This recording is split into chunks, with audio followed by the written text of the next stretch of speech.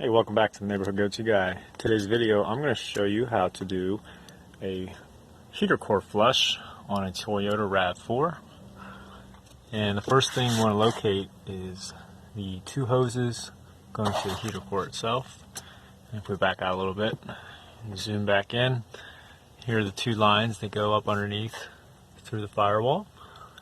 And if you haven't done so already, heat up your vehicle.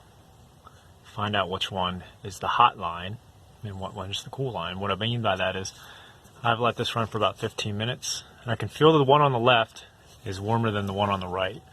So that tells me the one on the left is the inlet hose and the one on the right is the outlet.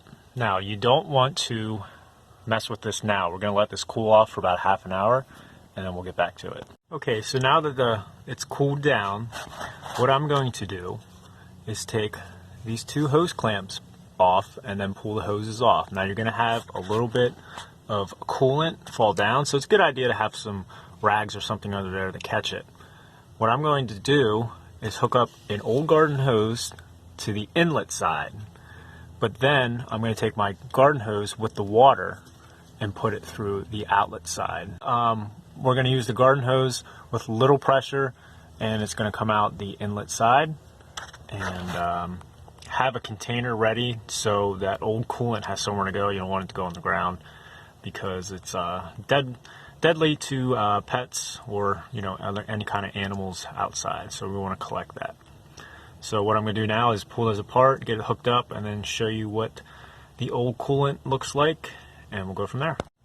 Okay, so the one thing I did was I removed the brake booster line.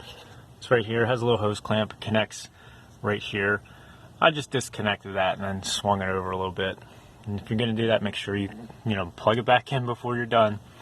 The reason I did that was just for a little more clearance, and I also disconnected the wiring harness right here from the boot, again for just a couple more inches of clearance.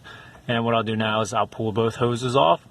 And one thing I like to do when I'm working with old hoses, just squirt it with a little WD-40, and then you kind of just get it in there and work it around. That helps, lubricate a little bit so it slips off a little easier. Okay, so now on the left there I have a hose hooked up. That's the inlet side on the left. Outlet side is on the right.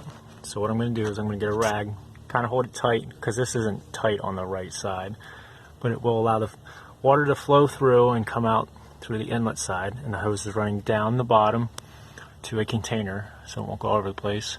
So I'm going to go turn the water on, keep a rag around the hose to keep, from making a huge mess, and then I'll show you what it looks like. Okay, as you can see, it's not that bad. It has a little bit of debris in there.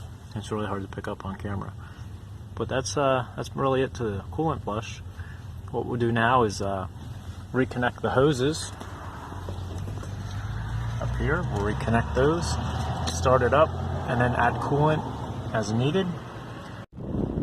Okay, so we're taking a spin around the block, and we are maxing out almost 150. That's fantastic, and that's on the second setting. So yeah, definitely, I can definitely feel it being warmer than before.